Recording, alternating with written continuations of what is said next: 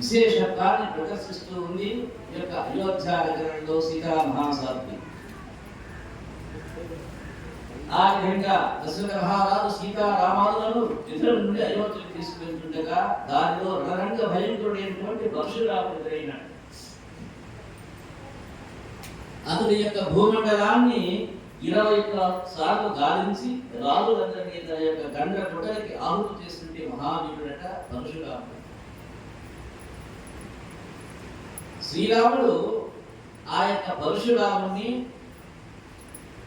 ఎదుర్కొని భంగపరిచి ఆ యొక్క పరశురాములో ఉన్నటువంటి తేజస్సును తాను గ్రహించాడు. ఆ సమయంలో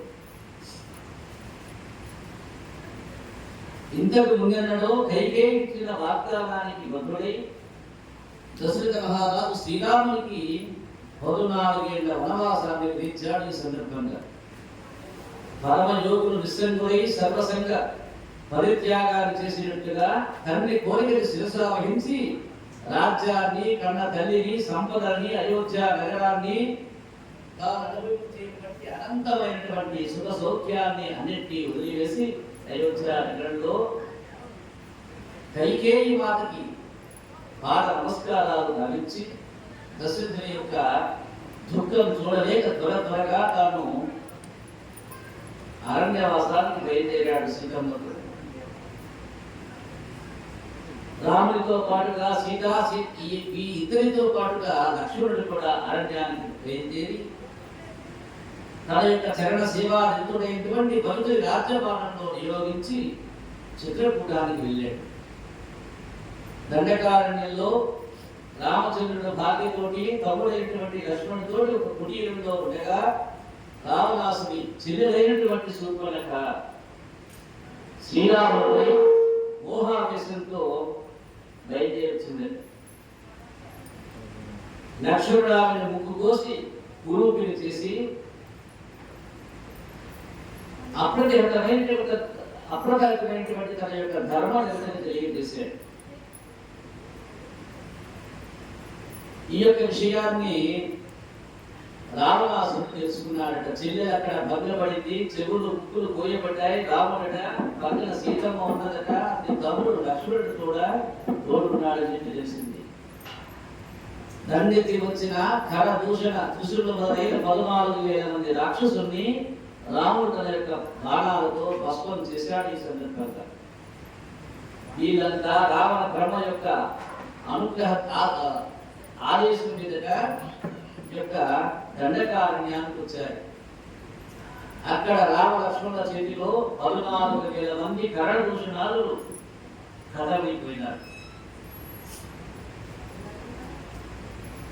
రావణాసుడు తన యొక్క సోదరైనటువంటి శూర్పణఖ అవమానింపబడినందుకు జనస్థానంలో ఉన్న తన యొక్క రాక్షస సైన్యం అంతా హతపోయినందుకు ప్రతీకారం చేయడానికి నిశ్చయించుకున్నాడు. ఎలా చేయాలని చెప్పి ఆలోచించాడు. సీత యొక్క అపురూప సౌందర్యాన్ని గురించి విన్నాడు. ఈ సందర్భంగా కనుక ఆమెను సంహరించి రామునిపై పగ తీర్చుకుంటానని చెప్పి ఆలోచన చేశాడు. రావణుడు మాయావి సహజంగా అలాంటి ఆ యొక్క మాయావి యొక్క మేనవాకాయ ఉన్నాడు మారీచుడు అనేటువంటి వాడు. మాయావైన మారీచుడిని ప్రోత్సహించి అతను బంగారు యొక్క మాయవేడి రూపాన్ని ధరించి సీతను భ్రమింపజేసి రాముడు దాన్ని వెంబడించేట్టుగా చేయడానికి వినియోగించాడు. చేసేది లేక ఒప్పుకొని ఆ యొక్క మాయా నేటి రూపంలో బయలుదేరాడు ఆ యొక్క మారీచుడు. అంతా అలాగే జరిగిపోయింది. రాముడు కుటీరంలో లేని సమయంలో రాముడు కపట సన్యాసి రూపంలో వచ్చి సీతమ్మను ఎత్తుకుని వెళ్ళాడు. దానిలో జటాయు అనేటువంటి పక్షిరాజు రావణుని ఎదిరించగా రాముడు దాని రెక్కలు ఖండించి బలవంతంగా సీతమ్మని తీసుకుని లంక చేరాడు. రామ లక్ష్మణుడు సీతని గురించి అరణ్యంలో వెలుగుతుండగా సాగు బతుకుల్లో ఉన్నటువంటి జటాయువు కనిపించింది. విషయం చెప్పి ప్రాణం పెట్టాడు ఆ యొక్క జటాయు పక్షి. రామ లక్ష్మణుడికి ఇద్దరు కూడా సీతమ్మ జాడ పిలిచింది. అరణ్యంలో వెలుగుతుండగా ఆ యొక్క జటాయు మరణాన్ని చూడలేక శోకించి దహన సంస్కారం చేసి అన్వేషణ సాగిస్తున్న రామ లక్ష్మణునికి కబంధుడనేటువంటి రాక్షసుడు తన యొక్క పొడవైన చేతులతో వారిని పట్టుకోబోయాడు. ఆ యొక్క రామ లక్ష్మణులిద్దరూ కబంధుడనేటువంటి రాక్షసుని యొక్క పెద్ద చేతుల్ని నరికివేశారు, ఖండించి వారిని వధించారు. ఆ తర్వాత వాళ్ళు ఋష్యముఖ పర్వతం చేరారు. ఆ ఋష్యముఖ పర్వతంలో బుద్ధిమంతుడు బలశాలి అయినటువంటి హనుమంతుడిని కలుసుకొని అతని ద్వారా వానర ప్రభువైనటువంటి సుగ్రీవునితో స్నేహం చేశాడట రామలక్ష్మణుడు. గొప్ప బలవంతుడైనటువంటి వారిని వధించి సీతాన్వేషణకు ఆంజనేయుడిని వినియోగించారు.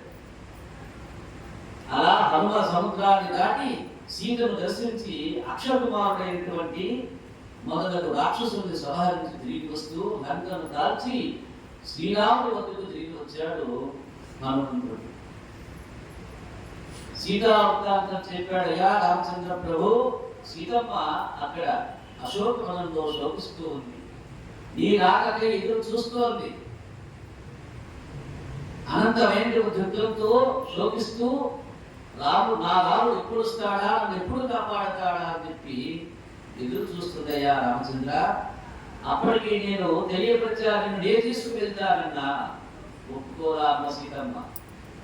నా నాలుగు వచ్చి నన్ను తీసుకువెళ్తే లోకంలో పేరు ప్రతిష్టలు ఉంటాయి, నీ తీరుడు వస్తే నా రాముడు యొక్క ప్రతిభ మసకబారుతుందయ్యా, కాబట్టి రాముడు కావాలి, నన్ను పెడతాడని చెప్పారు. ఈ విధంగా పలికాడు. అక్కడ జరిగిన విషయాలని విశదీకరించాడు హనుమంతుడు రామచంద్రుడు. రాముడు వానర సేనతో సముద్రం ఒడ్డుకు చేరుకొని వారిని కట్టించే ప్రయత్నంలో ఉండగా సముద్రము ఉధృతం ఎక్కువ కాసారిందట. కట్టడం వల్ల కూలిపోతూ ఉంటే చేసేది ఎలాగా అని చెప్పి వానర సేన దిగులు పడి కూర్చొని పోయినారు.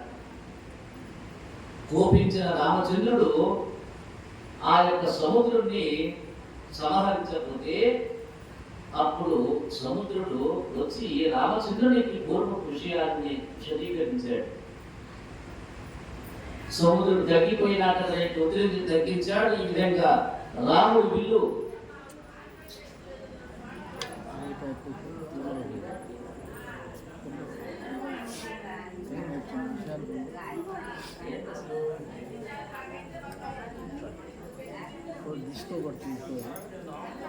లోడ్ ఎక్కువైందా, మొత్తానికి పోయింది.